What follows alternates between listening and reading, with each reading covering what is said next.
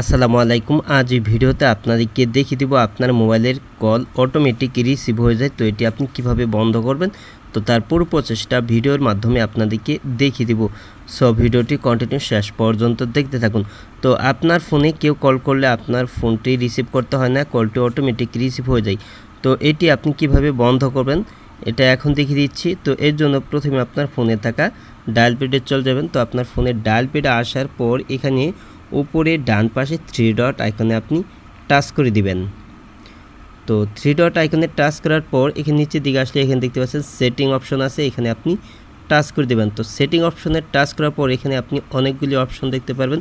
তো এইখান থেকে দেখতে পাচ্ছেন অ্যান্সার ইন্ট কল সেটিং, তো এখানে আপনি টাচ করে দিবেন।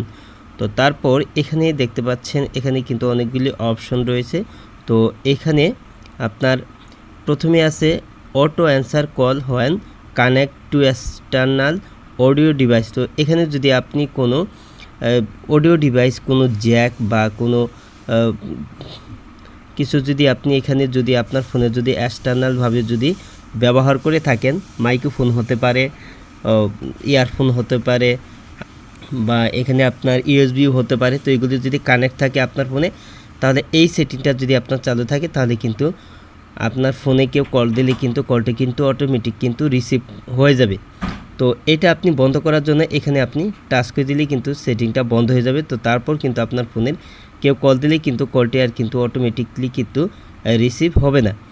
তো এভাবেই কিন্তু আপনার ফোনের যদি কল অটো রিসিভ হয়ে যায় তাহলে আপনি এই সেটিংটি আপনি বন্ধ করে দিলে কিন্তু আপনার ফোনে কেউ আর কল দিলে অটোমেটিক রিসিভ হবে না।